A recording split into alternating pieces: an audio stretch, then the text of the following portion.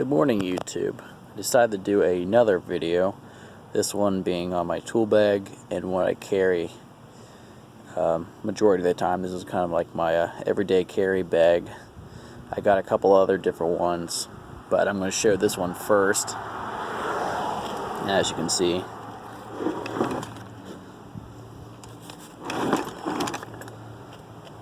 to give you kind of a quick overview of it. Now, the bag itself is a Husky brand, as you can see. It's kind of a electrician's pouch. As you can see, it's got the stuff on the outside. I'll move this out of the way. A little bit of storage inside as well. But without further ado, let's dig in and see what we got. Starting on this outside here, I have my 12-inch torpedo level, graduated for checking pitch on pipe, set of inside cutters. This is a really cool thing that we, if it can focus, that we do. It's just basically take a piece of all thread and you buy the inside cutter blade, and you just basically put it on this piece of all thread. You can make a longer cutter. Let me get this set up again. A pair of tin snips. These are real big ones for straight cuts. I usually just use those for modifying studs and whatnot to think of piping through. Nothing special, but a drywall saw, jab saw. On the side here, I got my rigid angle stop wrench. I'll try to do this one-handed. No promises. As you can see, it's a two-piece wrench system that threads in to here. That is, as you can see, maybe we'll focus, 9/16 and a 15/16 open-end wrench. It's good for like shower heads, on the end of a supply line. The 5/8 end is good on stuff like that. This is good on the 3/8 end on a supply line. And it's got this, we can set it on the top of, if it focus, set that pin on top of an angle stop. You can set it like that and use this guy, the actual tighten them on and stuff. It's a pretty cool wrench. I never really thought I'd use it, but now that I bought it, oh my god, sorry, now that I bought it, actually, it kicks ass. I like it. I also then carry a 9/16 combination wrench and a 3/4. Sometimes I'll also carry my 5/16 in here as well, and a 1/2 inch and a 5/8. But majority of the time it's a 3/4 and a 9/16, and that's for doing 3/8 and 1/2 inch nut and bolts. Throw this back in. I got a nice little, actually this is a cheap ass light from Walmart, but it's magnetic. Probably need to change the batteries, but it's got a light on the end there and a light here, and it flashes. That's pretty cool. But yeah, it's a little light for underneath the sinks and whatnot. This Sharpies, pens, carpenter's pencils, wax crayon, 4-inch crescent wrench.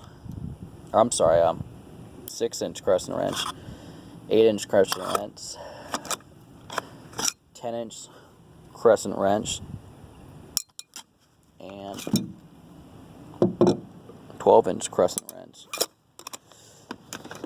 One in the front here, I have my beater screwdrivers. These are by Irwin. They're okay.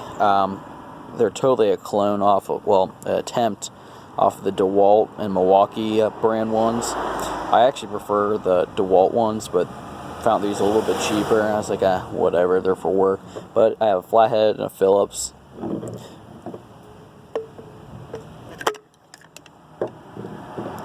I have a 5/16 nut driver for tight spots on no hub bands and whatnot. Multi-bit driver. This one happens to be for Zern for roof drains. It's got the tamper-proof bits in here. 6-in-1 screwdriver. And then moving on to the side here. I haven't used these too often, but I just bought them because I thought they were kind of cool. But these are tiny baby crescent wrenches. Or I'm sorry, channel locks. You know what I meant. Then I have my, if it focuses, but my 426 channel locks. And moving up, I have, these are like the, let's see, 450s. It's like a 10-inch channel lock. Then I got my even bigger ones that I happened to find, and I just did the plastic dip on them. It's been holding up alright. I'll probably have to eventually break down and buy an actual pair of linesmen just for some general purpose tooling. Smaller 4-in-1 screwdriver, and I don't often need this, but when I do, this thing works awesome. But it's a stubby multi-bit screwdriver.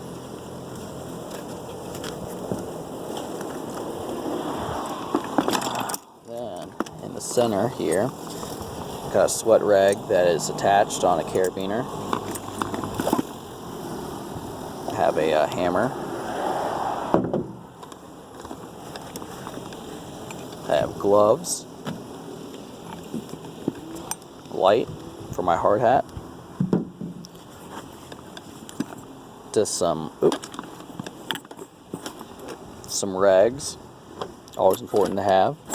I have a magnetic tray here for when I'm disassembling parts. I could throw screws in, as you can see there. That's handy to have so you don't lose stuff. Can of pipe dope. This stuff's okay. I wouldn't recommend it, but we get it for free from work, so I threw a thing in there. Tape measure. Set of Allen keys. I don't use these style too often, but I just like them because they hold them all in place. And if I really need to get into tighter spots, I have a set of T-handles in my truck that I use instead of those. As you can, well, I'll pull it out. But on hose bibs, the key to turn them on and off. I have that. There's a couple different ones down there, nothing too exciting. Teflon tape. I got the wide and a skinny roll down there. And then really there's just a first aid kit, a small one just for quick cuts, just so I don't get it all over fixtures and whatnot. And some long screws that they use in like roofing. And the reason I use those is that they're great for like just kind of jabbing at stuff that's deep. Like for instance, once they were chipping out a floor drain, I can use this to kind of go around the floor drain and clean it up. So they work really great, and they were free. So, like I said, that is a quick overview of my tool bag. If I get enough responses, I can even do one in my toolbox, because I have another toolbox that I have stuff that I pull out of. I can add into here and put stuff from here back in there, and also my copper bag. Thanks.